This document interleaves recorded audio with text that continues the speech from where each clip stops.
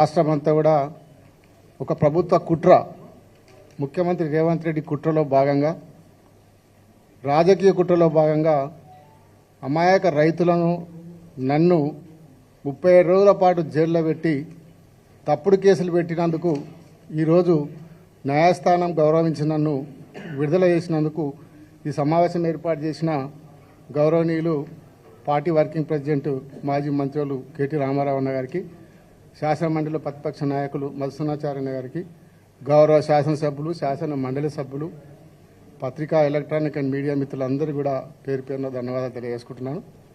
మీరందరూ చూస్తూ ఉన్నారు, ముఖ్యమంత్రికి ప్రజలను డైవర్ట్ చేయడానికి ఏదైనా ఒక ఇష్యూ తీసుకురావాలి, ఇచ్చిన హామీలు ఎగగొట్టాలి, 6 గ్యారంటీలు ఎగగొట్టాలనే ఉద్దేశంతోనే ఒక రాజకీయ కుట్రలో భాగంగానే ఈరోజు రేవంత్ రెడ్డి గారు నాపైన, రైతులపైన కేసు పెట్టడం జరిగింది.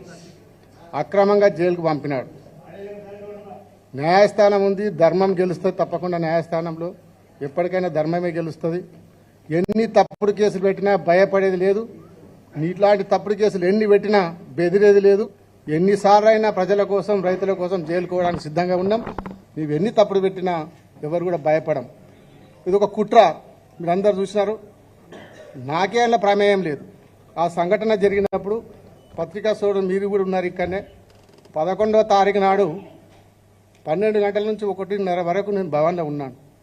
ప్రెస్ మీడియాలో నేను, శ్రీనివాస్ గౌడ్ గారు, ఆల వెంకటేశ్వర రెడ్డి గారు, ఆ రోజు గత కన్నా ముందు 10వ తారీఖు నాడు ముఖ్యమంత్రి గారు అక్కడ మహబూబ్నగర్ పార్లమెంట్ పోయినప్పుడు అక్కడ ప్రసంగించిన దాని మీద కౌంటర్గా మేము అందరం ప్రెస్ పెట్టినాం.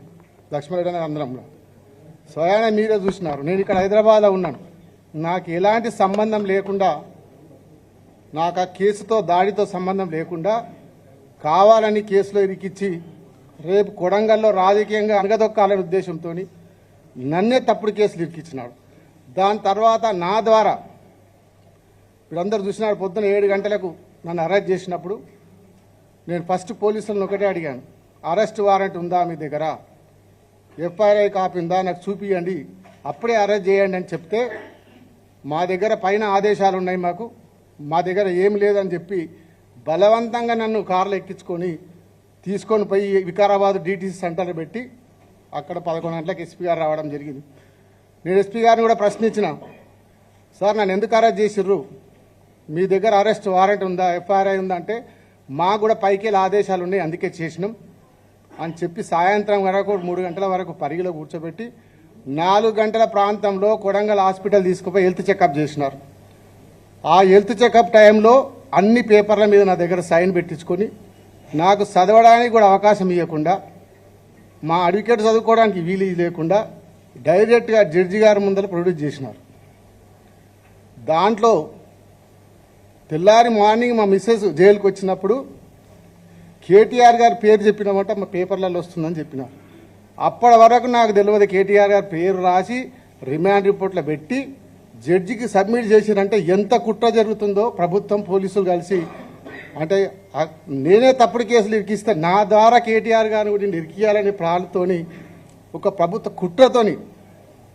ఎందుకంటే 6 గ్యారెంటీలు ఇచ్చిండు, ప్రజలకు హామీలు ఇచ్చిండు, అవి చెయ్యే చేత కాదు. రేవంత్ రెడ్డికి మాటలు తప్ప చేతలు ఉండవు. కొడంగల్ ప్రజలకు తెలుసు, నాకు తెలుసు. 10 ఏళ్ల నుంచి చూస్తున్నాం. ఒట్టి మాటలే, చేతలు ఉండవు. మళ్ళా ఆ చేతలలో అన్ని మాటలు ఇచ్చి చేతలు చెప్పిండు కాబట్టి, ప్రజలను మోసం చేసిండు కాబట్టి, ప్రజలను డైవర్ట్ చేయడానికినే ఒక్కొక్క కేసు పెడతా ఉంటాడు. ఈరోజు చూసినారు, నాకు ఇప్పుడే బెయిల్ వస్తుంది.